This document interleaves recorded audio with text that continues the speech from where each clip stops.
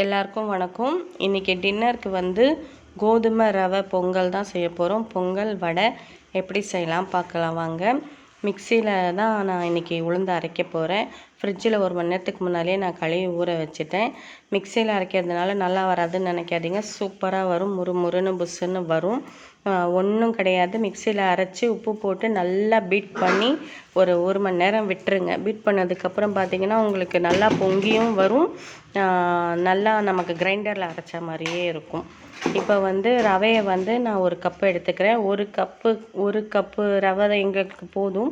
1 cup ரவை எடுத்திருக்கேன். அதில் 1/4 கப்புக்கு கொஞ்சம் 2 ஸ்பூன் கூட பருப்பு எடுத்திருக்கேன். கோதுமை ரவையை போட்டுக்கலாம். பருப்பை வந்து தனியாக வாஷ் பண்ணி எடுத்துக்கலாம். அது கூடயே வாஷ் பண்ணிடாதீங்க, தெரிஞ்சிருக்கும், இருந்தாலும் நான் சொல்கிறேன். தனியாக வாஷ் பண்ணி போட்டுக்கலாம். அதில் பண்ணிவிட்டு இப்போ போட்டுக்கிட்டு கொஞ்சமாக அதில் எண்ணெய் ஊற்றிக்கலாம். அப்போ தான் அது பொங்கி விசில் வரச்ச பொங்கி வராது, அடுப்புலலாம் போகாது. இருந்தாலும் நான் இப்போ கொஞ்சம் பெரிய குக்கர் தான் வச்சுருக்கேன், வராது. நம்ம கொஞ்சம் சேஃப்டிக்கோசரம் கொஞ்சம் எண்ணெய் ஊற்றிக்கலாம். நான் வந்து தண்ணி வந்து இந்த 1.25 அளவுக்கு நான் 3 கப்பு தண்ணி ஊற்றிருக்கேன். 3 கப்பு எனக்கு சரியாக இருந்துச்சு. கொஞ்சம் எனக்கு லூஸாகவே வேணும் பொங்கல்ன்றதுனால 3 கப்பு தான் போட்டேன். நான் எக்ஸ்ட்ரா போட வேண்டியது வரும்னு நினச்சேன், ஆனால் 3 கப்பே சரியாக இருந்துச்சு. ஏன்னா பொங்கல் ஆற கொஞ்சம் டைட் ஆகிடும் இல்லையா, அதனால் 3 கப்பு தான் நான் போட்டேன். நீங்கள் உங்களுக்கு எப்படி தேவையோ அந்த மாதிரி போட்டு செஞ்சு பாருங்கள். இப்போ குக்கர் மூடி அடுப்பில் வச்சிடலாம். அது ஒரு பக்கம் வெந்துட்டுருக்கட்டும். நம்ம வந்து வடைக்கு ரெடி பண்ணிக்கலாம். வடை பாருங்கள், நல்லா கிரைண்டரில் அரைச்ச மாதிரியே இருக்கும். நம்ம வெங்காயம் போட்டு மிக்ஸ் பண்ணி உப்பு இருக்கா பார்த்து மறுபடியும் கொஞ்சம் நேரம் வச்சுருங்க, அது நல்லா செட் ஆகிடும். அப்படியே உங்களுக்கு லூஸாக இருக்குது மாவுன்னு நினச்சிங்கன்னா நீங்கள் கொஞ்சம் அரிசி மாவு போட்டுக்கோங்க, ஒன்றும் தப்பு இல்லை, கரெக்டாக வரும் அப்போ கூட. இப்போ நம்ம மிக்ஸ் பண்ணி உரமாக வச்சிடலாம். நல்லா மிக்ஸ் பண்ணிக்கோங்க. வெங்காயத்துக்கு உங்களுக்கு தேவைன்னா இஞ்சி கருவேப்பிலை இதெல்லாம் போட்டுக்கோங்க. எங்கள் வீட்டில் இதெல்லாம் இந்த பசங்க சாப்பிட மாட்டாங்க, எடுத்து வச்சுவாங்க. வெங்காயம் போடலன்னா அவங்க சாப்பிட மாட்டாங்க, அதனால நான் வெங்காயமும் பச்சை மிளகாய் மட்டும் போட்டிருக்கேன்.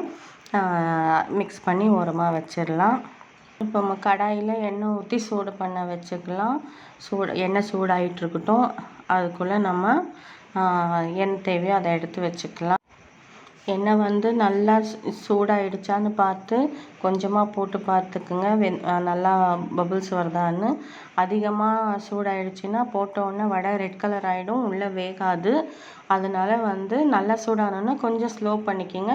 வடையெல்லாம் போட்டதுக்கப்புறம் மறுபடியும் ஹை பண்ணிக்கோங்க, கரெக்டாக வரும். பாருங்கள், தண்ணியில் வந்து கையை நல்லா நனைச்சிக்கிட்டு அப்படியே உடனே எடுத்து உடனே ரவுண்ட் பண்ணி உடனே போட்டுருங்க. நீங்கள் எடுக்கிறதுக்கும் லேட் பண்ணிக்கிட்டு ரவுண்ட் பண்ணவும் லேட் பண்ணிகிட்டு இருந்தீங்கன்னா மாவு மறுபடியும் நம்ம கையில் இருக்க தண்ணி பட்டே லூஸ் ஆகிடும். அதனால் நம்ம டக்குன்னு எடுத்து டக்குன்னு ரவுண்ட் பண்ணி டக்குன்னு எண்ணெயில் போட்டுடலாம். நான் ஒரு 5-6 வடை எண்ணெயில் போட்டுட்டேன். நல்லா ஃப்ரை ஆகட்டும். உடனே கரண்டி விட்டுறாதீங்க, மாவு வந்து ஒட்டிக்கும். கொஞ்சம் வெயிட் பண்ணி நம்ம எடுத்துக்கலாம். எல்லா மாவும் ஒரே நேரம் 5-6 வடையும் போட்டுட்டு ஒரே நேரமாக ரெட் ஆகுதான்னு பார்க்கலாம். கரெக்டாக இருக்குது பாருங்கள். இப்போ வந்து நம்ம கரண்டி உடனே விட்டுறாதீங்க, அதில் கரண்டிலையும் ஒட்டிக்கும் கடாயிலையும் ஒட்டிக்கும். இப்போ நம்ம கொஞ்சம் வெந்ததுக்கப்புறம் திருப்பி போட்டுக்கலாம். ரெட் கலர் ஆகட்டும். 2 பக்கமும் நல்லா ஃப்ரை ஆகி ஒரே கலராக கரெக்டாக வந்திருக்கு. நீங்களும் இதே மாதிரி பண்ணி பாருங்கள். இந்த கம்பி கரண்டி வந்து ரொம்ப ஈஸியாக இருக்குது வடை எடுக்கிறதுக்கு. எண்ணெய்லாம் சீக்கிரமாக அதுலேருந்து போயிடுது. வடை எடுக்கவும் ஒரே நேரமாக 5-6 வடை எடுக்க ஈஸியாக இருக்குது. ட்ரை பண்ணி பாருங்கள். இப்போ பொங்கல் ரெடி ஆகிடுச்சான்னு பார்க்கலாம். ரெடி ஆகிடுச்சு. கரெக்டாக வந்திருக்கான்னு பார்க்கலாம். கரெக்டாக வந்திருக்கு. எனக்கு கொஞ்சம் லூஸாக தான் வேணுன்றதுனால நான் லூஸாகவே விட்டுக்கிட்டேன். நான் இதுக்கு வந்து ஒரு 3 விசில் தான் விட்டேன். கரெக்டாக வந்திருக்கு. கீழெல்லாம் அடி பிடிக்கல, சூப்பராக வந்திருக்கு. நைட்டுன்றதுனால நீங்கள் இன்னும் இந்த மாதிரி செஞ்சு பாருங்கள், நல்லா வரும். நான் நெய் போட்டிருக்கேன் தாளிக்கிறதுக்கு. நெய் வந்து ஹை ஃப்ளேமில் வச்சிடாதீங்க, உடனே புகை வந்துடும், நெருப்பு உள்ளே வந்துடும். லோ ஃப்ளேம்லேயே வைங்க. நான் கொஞ்சம் தான் நெய் போட்டிருக்கேன், ரொம்ப போடல. நான் வடை ஃப்ரை பண்ண எண்ணெய் கொஞ்சம் ஊற்றிப்பேன், சூடான எண்ணெய். நான் பச்சை மிளகா போடுறேன் பொங்கலுக்கு. இஞ்சி வந்து துருகி வச்சுருக்கேன். ஏன்னா முழுசாக போட்டால் பசங்களும் எடுத்து போட்டுருவாங்க, நம்மளும் எடுத்து போட்டுருவோம். அதனால இஞ்சி வந்து துருவி வச்சுருக்கேன். பெப்பர் தூளும் வச்சுருக்கேன், பெப்பரை கொஞ்சம் உடச்சும் வச்சுருக்கேன். தூள் எதுக்கு வச்சுருக்கேன்னா அப்போ தான் வந்து இந்த பசங்க மிளகை வந்து தனியாக எடுத்து வைக்க மாட்டாங்க. அதனால நான் எப்போ செஞ்சாலும் அந்த தூள் போட்டு தான் செய்வேன். நீங்களும் இந்த மாதிரி ட்ரை பண்ணி பாருங்கள், நல்லாயிருக்கும். இப்போ நெய் வந்து உருகிடுச்சு. இப்போ நம்ம கொஞ்சோண்டு பெப்பர் வச்சுருந்தோம், அதை போட்டுட்டேன். இப்போ துருவி வச்சுருந்த இஞ்சி பச்சை மிளகா போட்டுக்கலாம், கருவேப்பிலை போட்டுக்கலாம், பெருங்காயம் போட்டுக்கோங்க. பெருங்காயம் கொஞ்சம் நிறையவே போட்டுக்கோங்க, டேஸ்ட்டும் வாசனையும் சூப்பராக இருக்கும். இது கொஞ்சம் ஃப்ரை ஆகட்டும். ஃப்ரை ஆன உடனே கருவேப்பிலை போட்டுக்கோங்க, பெருங்காயம் போட்டுக்கோங்க.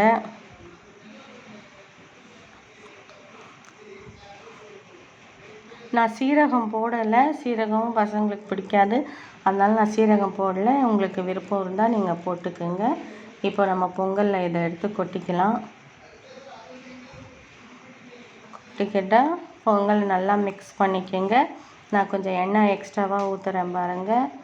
கொஞ்சம் எக்ஸ்ட்ரா ஊற்றினா கொஞ்சம் நல்லாயிருக்கும். இன்னும் லூஸாகவே இருக்கும். ரொம்ப இறுகி அப்படியே உப்புமா மாதிரி இருக்காது.